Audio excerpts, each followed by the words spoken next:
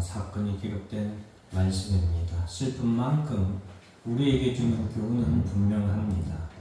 여러분, 살아가면서 우리가 기쁜 일만 우리의 삶에 있는 것은 아닙니다. 우리에게 기쁜 일도 우리에게 있지만 우리의 삶에 있어서 슬픈 일도 우리에게 일어나기도 하지요. 그것이 우리의 인생입니다. 그런데 우리가 하나 기억할 것은 기쁜 일도 우리의 삶에 남지만 슬픈 일도 우리의 삶에 남게 됩니다. 그리고 슬픈 일이 꼭 반드시 나쁜 일만 되는 것도 아니라고 말씀드리고 싶습니다. 그 슬픈 일을 통하여서 교훈을 얻고 그리고 그 교훈을 통하여서 더 한 걸음 나아가고 다시는 넘어지지 아니한다면 그 슬픔은 오히려 두 걸음 전진을 위한 한 걸음 후퇴라고 할 수도 있겠습니다. 오늘 이스라엘 백성들 이제 그들은 하나님 앞에서 범죄하였습니다. 그들의 범죄는 하나님께서 그들에게 주시기로 약속했던 그들에게 하나님께서 반드시 그들에게 주시겠다고 아브라함의 때부터 약속했던 그 약속의 땅을 앞에 두고 그들은 첫째 하나님을 믿지 못했지요. 그리고 그들은 하나님을 믿지 못할 뿐만 아니라 하나님을 원망하고 불평했습니다. 하나님을 원망하고 불평할 뿐만 아니라 하나님 앞에서 그들을 지도하도록 보내신 모세를 그들은 원망하고 아론을 원망했습니다.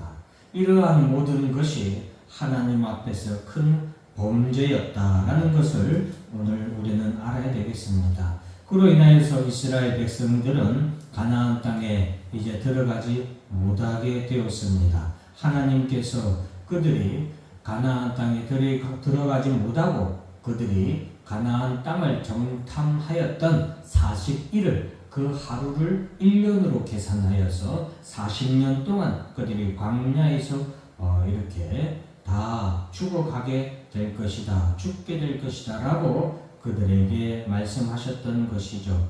청천벽력 같은 하나님의 말씀이 그들에게 이르렀습니다. 그때에 그들은 하나님의 말씀을 듣고 회개하지 아니하고 도리어 그 하나님의 말씀조차도 다시 한 번 더 그들은 무시하고 멸시하고 불순종하여서 그래도 우리가 올라가겠다라고 오늘 본문의 말씀은 우리에게 말해주고 있습니다. 44절의 말씀을 보면은 그들이 그래도 산 꼭대기로 올라갔고 라는 말씀, 저는 이 말씀이 가장 슬픈 말씀이었고 안타까운 말씀이었습니다.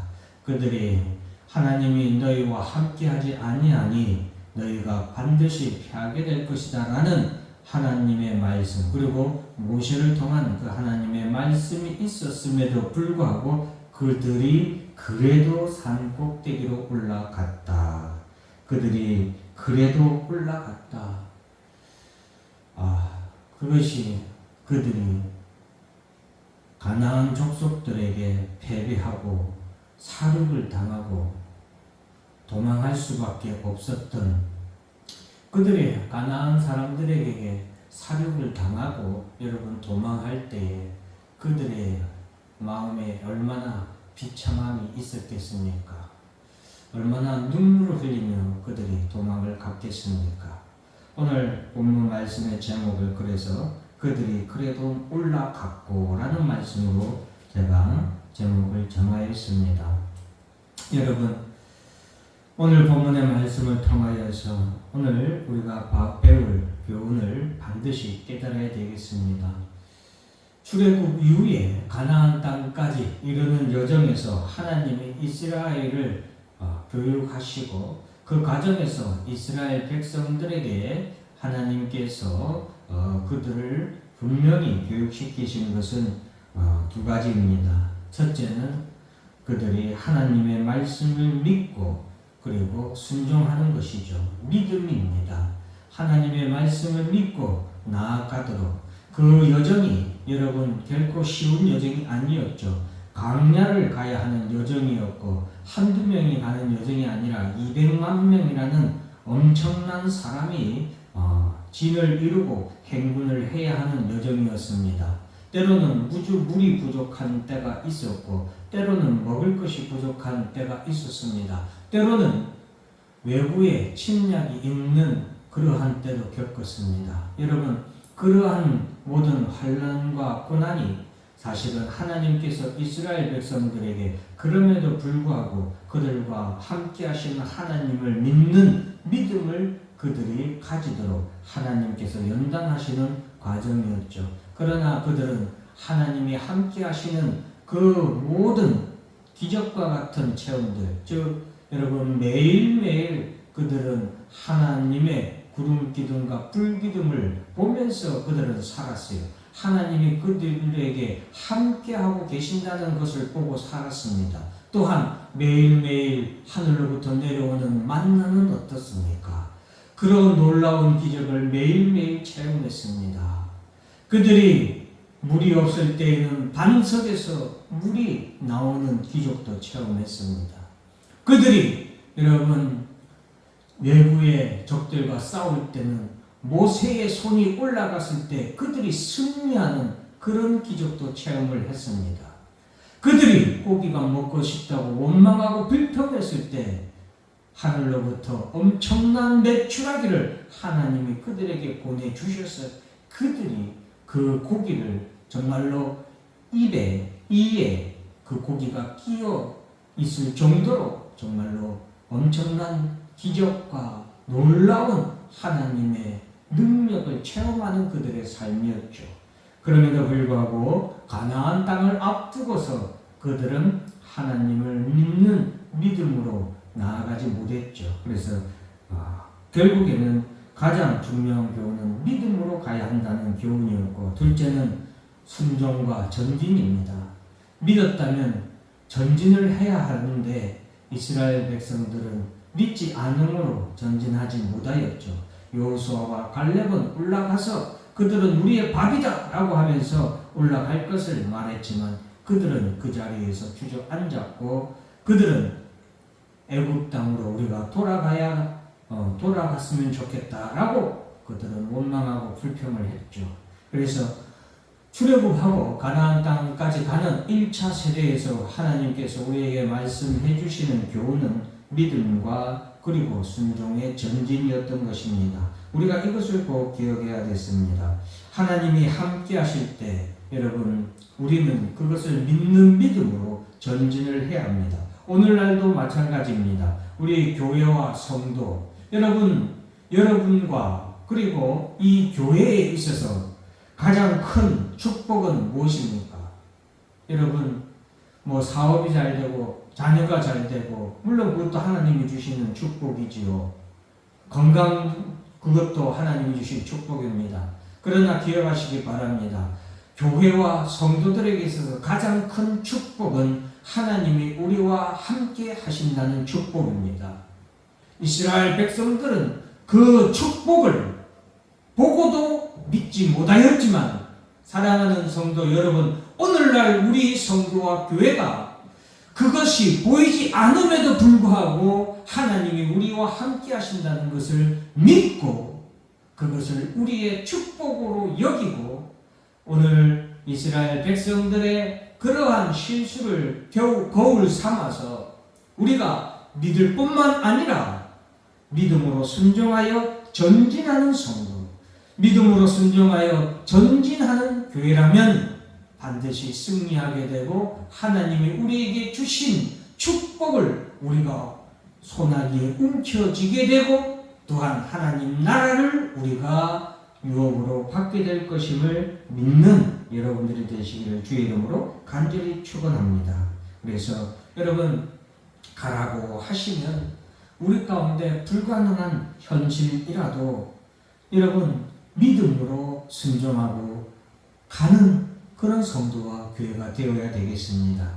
가지 말라고 한다면 우리가 보기에 우리가 충분히 할 수 있을 것 같을지라도 가지 않는 것, 그것이 바로 오늘날 교회와 성도들이 오늘 본문의 말씀을 통해서 얻어야 하는, 반드시 기억하고 명심해야 하는 교훈이라고 할 수 있겠습니다. 오늘 가나안 땅에 들어가지 못하는 이 사람들, 원망하고 불평하던 이 사람들은 가나안 땅 향하여서 하나님이 올라가지 말라고 그들에게 말씀하셨죠. 41절에 보면 모세가 이르되 너희가 어찌하여 이제 여호와의 명령을 범하느냐. 이제 여호와의 명령을 범하느냐. 이 말은 아니 이제는 여호와의 명령까지도 범하느냐라는 의미예요. 그래서 이 일이 형통하지 못하리라. 여러분, 하나님이 올라가지 말라고 하는 일은 능히 할 수 있는, 우리가 능히 우리의 능력으로 우리의 형편으로 능히 할 수 있는 일이라고 할지라도 하지 않는 것이 우리에게 축복이고 우리의 삶의 형통입니다. 반대로 하나님이 하지 마라 하는 일은 하지 않아야 되는 것이 우리가 꼭 기억해야 되겠죠. 그럼에도 불구하고 하는 것은 형통하지 못한 일이 되고 그것은 하나님 앞에 더 큰 죄를 범하는 것입니다. 42절에 여호와께서 너희 중에 계시지 아니하니 올라가지 말라. 제일 중요한 것은 하나님이 우리와 함께 하시느냐, 하나님이 우리와 함께 하지 아니하시느냐, 그것이 가장 중요한 팩트라는 것을, 중요한 사실이라는 것을 꼭 기억해야 되겠습니다. 사랑하는 성도 여러분, 여러분 가정에서도 마찬가지입니다. 여러분 가정에서 가장 중요한 것이 무엇입니까? 우리 성도들 가정에 가장 중요한 것, 하나님이 그리고 그 아들 예수 그리스도가 이 가정과 함께 하시느냐 함께 하지 않느냐가 가장 중요한 일이라는 것을 꼭 기억하시길 바랍니다.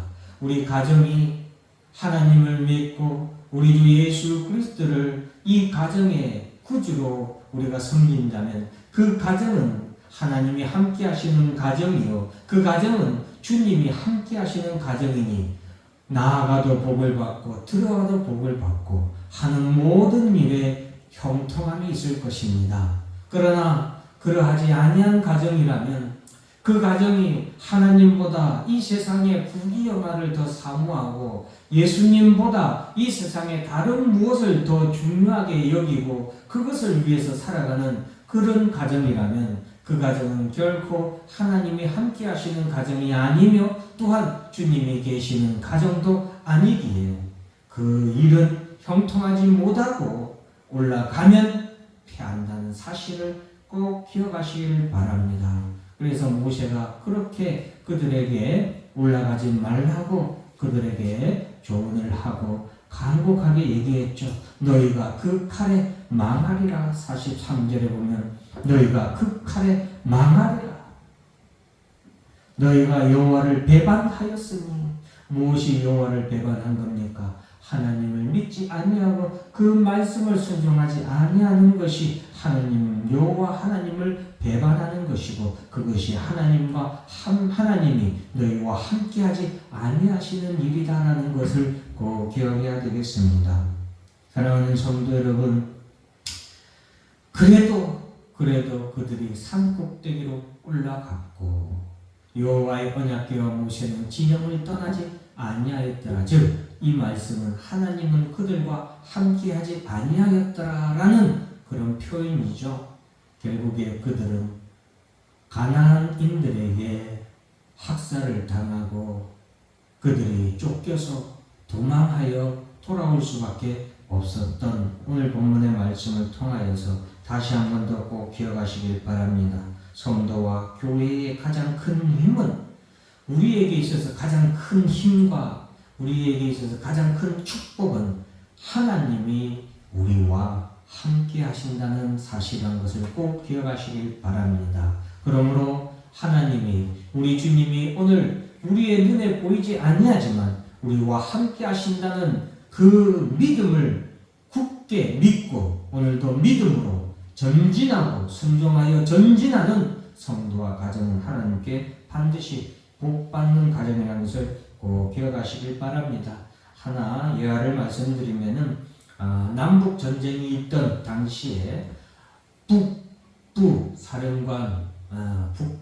사령관도 물론 북군도 미국의 북군과 남군으로 이렇게 갈라져서 남북 전쟁이 있었죠. 미국 자체가 기독교 국가였기 때문에 북군도 하나님을 믿는 크리스찬들이었고 남군도 하나님을 믿는 크리스찬들이었습니다. 그런데 그들이 서로 전쟁을 하게 된 것이죠. 그런데 그때 남부 연합군 사령관이었던 고든 장군이 사프스버그 전투라는 결정적인 전투가 있었는데 그 전투에서 남부 사령관인 고든 장군이 모든 그러니까 뭐라고 해야 될까요? 지휘관들을 모두 다 불러서 그 지휘관들이 다 같이 정말로 열심으로 정말로 간절히 그렇게 기도하고 이 중요한 사프스버그 전투에 출전하게 되었다고 합니다. 그들은 그렇게 하나님 앞에 간절히 함께 모여서 간절히 기도했기 때문에 그 전투에서 이길 줄 알고 나아갔던 겁니다. 그런데 그 결과는 충격적인 너무나도 처참한 패배로 돌아왔습니다. 그 당시에 이 고든 장군은 그렇게 하나님 앞에 간절히 모든 지휘관들이 장군들이 함께 기도했음에도 불구하고 왜 우리가 패배했을까? 알 수 없었고 충격이었고 그것은 지휘관들과 또한 장병들도 그랬다고 합니다. 고든 장군은 이 전쟁에서 총상을 6, 7군데나 맞을 정도로 심각한 그런 부상까지도 당했다고 합니다. 그러나 세월이 흐른 후에 이 고든 장군은 그때 그들이 기도한 대로 하나님이 응답하지 않으신 것이 아니라 하나님의 응답은 북군의 승리였고 남군의 패배였다는 사실 앞에서 그는 겸손히 무릎 꿇을 수밖에 없었다고 합니다. 만약 그때에 남군이 이겨서 워싱턴을 점령했다면 지금의 미 합중국은 존재하지 않았을 것이고 세계의 최강의 미국은 없었을 것이라고 그는 마지막에 노년에 회고했다고 합니다. 여러분, 우리의 삶에 하나님의 뜻이 무엇인지 우리가 바르게 알아야 되겠습니다. 올라가지 말라고 하는 것이 하나님의 뜻이라면 올라가지 아니하는 것이 참 성도의 믿음이고 그리고 그것이 하나님을 기쁘시게 하는 일이고 그것이 우리에게 축복이라는 것을 꼭 기억하시길 바랍니다. 그래도 올라가는 어리석은 성도와 교회가 되지 않기를 주의 이름으로 축원합니다. 기도하겠습니다.